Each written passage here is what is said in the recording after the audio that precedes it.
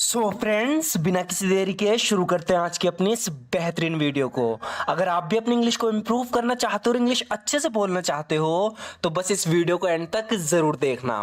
Friends, यहाँ पर ये अपने बारे में बता रही है कि मैं फ्रांस के एक छोटे से शहर में पली बड़ी हूँ, यानी वहाँ पर मेरा बचपना गुजरा है, वहाँ पर मैं पली बड़ी हूँ। मैं फ्रांस के एक छोटे शहर में पली बड़ी हूँ। इसे इंग्लिश में हम दो तरीके से कह सकते हैं। एक तो हम कहेंगे I grew up in a small town in France.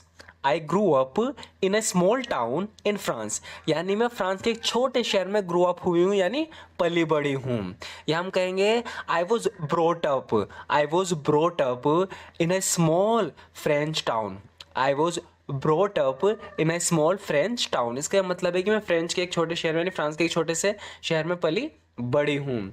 मेरे पिता डॉक्टर थे जो एक हॉस्पिटल में काम करते थे। बता रही है कि my father was a doctor who worked at a hospital.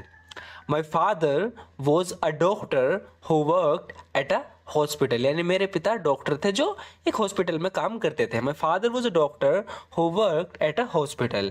हम इसे थोड़ा बेहतर तरीके से ऐसे कह सकते हैं कि My father who worked at a hospital was a doctor by profession.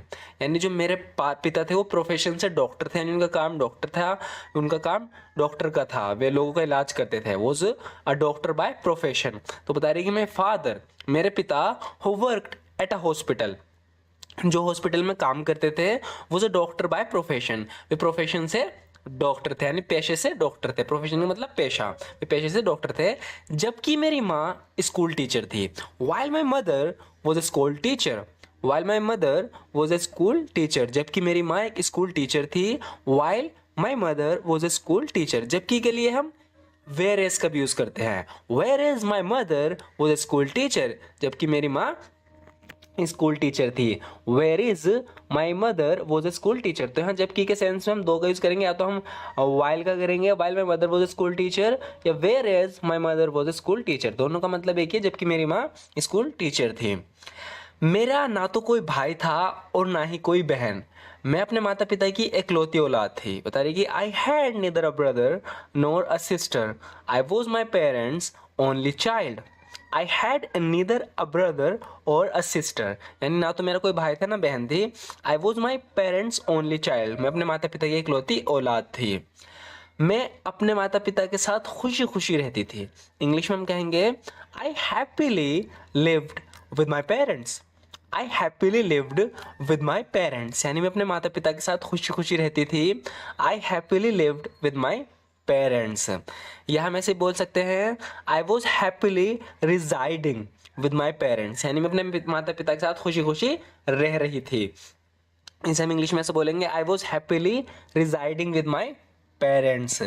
लेकिन फिर एक दिन देश में दंगे भड़क उठे। इस तरीके से हो जाता है ना, कहीं में दंगे हो जाते हैं छोटी सी बात को लेकर, तो गवर्नमेंट के खिलाफ दंगे हो गए थे वहां पर। तो बताया जा रहा है कि लेकिन फिर एक दिन देश में दंगे भड़क उठे। But then one day riots broke down in the country. Riots का मतलब है यहाँ दंगे, ब्रोक डाउन का मतलब है मतलब किस चीज़ का होना एकदम। तो यहाँ पर ही बताया जा रहा है कि but then one day riots broke down in the country. तुम न्यूज़पेपर में देखो या कहीं पर भी देखना, जब भी दंगों की बात होती है, दंगे होने के लिए हम ब्रेकआउट फ्रेजल वर्ब का यूज करते हैं, जैसे कि यहाँ हुआ है but then one day riots broke out in the country. लेकिन फिर एक दिन देश में दंगे भड़क उठे। तो दंगों के लिए ध्यान रखना राइट्स, ये आपको न्यूज़पेपर में या न्यूज़ में बहुत सुनने को मिलेंगे। But then one day riots broke out in the country. या हम ऐसे बोल सकते हैं but then one day riots erupted in the country. But then one day riots erupted in the country, इसका मतलब है लेकिन फिर एक दिन देश में दंगे भड़क उठे।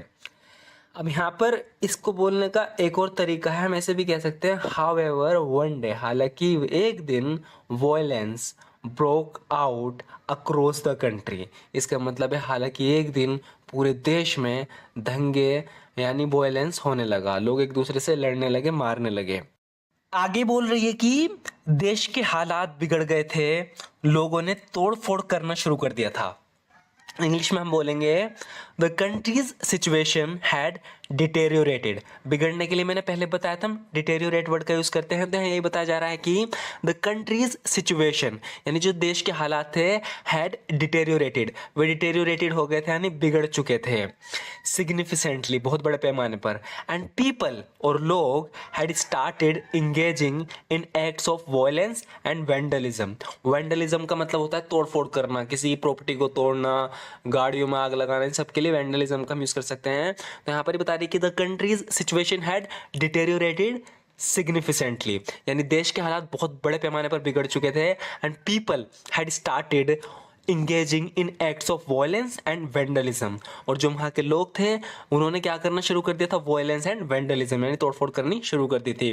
बसों और कारों में आग लगा दी गई थी। इंग्लिश में बोलेंगे buses and cars were set on fire. Buses and cars were set on fire यानी बसों और कारों में आग लगा दी गई थी। Buses and cars were set on fire. जैसे ही कुछ दिन बाद हालात शांत हुए, हम देश छोड़कर यहाँ रहना आ गए थे। तो अभी ये अमेरिका में रहते हैं, तो बता रहे हैं कि जैसे वहाँ हालात शांत हुए तो हमने देश छोड़ा और अमेरिका में यहाँ रहने आ गए थे। तो बता रहे हैं कि as soon as the situation calmed down, as soon as the situation calmed down a few days later, जैसे ही कुछ दिन बाद हालात शांत हुए, as soon as the situation calmed down a few days later, we left our country and came here to live.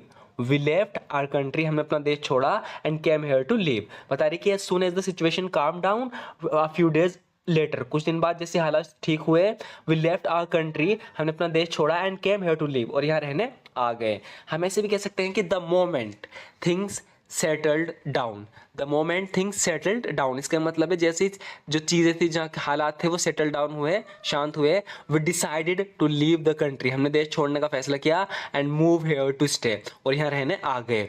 The moment things settled down we decided to leave the country and move here to stay, जैसे कुछ दिन बाद हालत शांत हुए, हम यहाँ रहने आ गए। मैं 10 साल की थी जब मैं यहाँ अमेरिका में रहना आई थी। बता रही कि when we moved to America I was just 10 years old। When we moved to America I was just 10 years old। मैं 10 साल की थी जब हम अमेरिका यहाँ रहने आ गए थे। और when we moved to America I was just 10 years old, ऐसे कहेंगे at the age of 10 we came to America to settle down. At the age of 10 we came to America to settle down, हमें America में settle down करना है, नहीं रहना आ गए थे जब मैं 10 साल की थी, तब से हम यहीं रह रहे हैं। अब इस सेंटेंस को हम अलग अलग तरीके से बोल सकते हैं। तो यहाँ पर ये बता रही है कि तब से हम यहीं रह रहे हैं। अब इंग्लिश में आप कहोगे सिंस देन, सिंस देन यानी तब से। Since then we have been का यूज़ क्यों किया हमने? हम ये ऐसे भी तो बोल सकते थे कि वी आर स्टेइंग हेयर, लेकिन नहीं, हम बहुत लंबे पीरियड से यहाँ रह रहे हैं, यानी बहुत पहले आए थे जब ये 10 साल की थी और जब से रह रहे हैं, अब तक रह रहे हैं। तो इस चीज़ के लिए हम हैव बीन का यूज़ करते हैं, यानी कि एक शुरुआत हुई थी और अब तक वो काम चल रहा है। Since then we have been staying here, तब से हम यहाँ रह रहे हैं। Since then we have been staying here, तब से हम यहाँ रह रहे हैं। यह हम ऐसे बोल सकते हैं कि we have been living here ever since, we have been living here ever since. Ever since का भी ये मतलब है तब से हम यहीं रह रहे हैं। We have been living here ever since, पिछले हमने देखा यहाँ पर सिंस देन, यहाँ पर एवर सिंस, जैसे कि since then we have been living staying here, या हम कहेंगे we have been living here ever since. दोनों का मतलब है कि तब से हम यहीं रह रहे हैं। लेकिन अब तुम इसे देखो, ये और भी बेटर है। हम कहेंगे फ्रॉम दैट टाइम ऑनवर्ड्स, यानी उस समय से लेकर अब तक, from that time onwards we have been staying right here, तब से हम यहीं रह रहे हैं। From that time onwards we have been staying here, we have been staying right here. इसका मतलब क्या है कि तब से हम यहीं रह रहे हैं। तो लास्ट में जो सेंटेंस था मैंने इसका आपको 3 तरीके बताए, बाकी सबके मैं सिर्फ 2 ही तरीके बताता हूँ बोलने के। सो फ्रेंड्स, आज की वीडियो में बस इतना ही। आपको ये वीडियो कैसी लगी? ये एक स्टोरी थी, तो हमें यहाँ पे पता चलता है कि हम अपने पास्ट इंसिडेंट्स कैसे बता सकते हैं, यानी पास्ट में हमारे साथ क्या हुआ उसके लिए हम पास्ट सेंटेंस का यूज़ करते हैं, जैसे कि हमने इस वीडियो में किया। तो अगर आप इस तरीके की और भी वीडियोस देखना चाहते हो और अपनी इंग्लिश को इंप्रूव करना चाहते हो तो बस हमारे चैनल को जरूर सब्सक्राइब कर लेना, क्योंकि इस तरह की वीडियोज़ यहाँ आपको रेगुलर देखने को मिलती रहेंगी। सो फ्रेंड्स, वीडियो अच्छी लगी तो लाइक जरूर कर देना।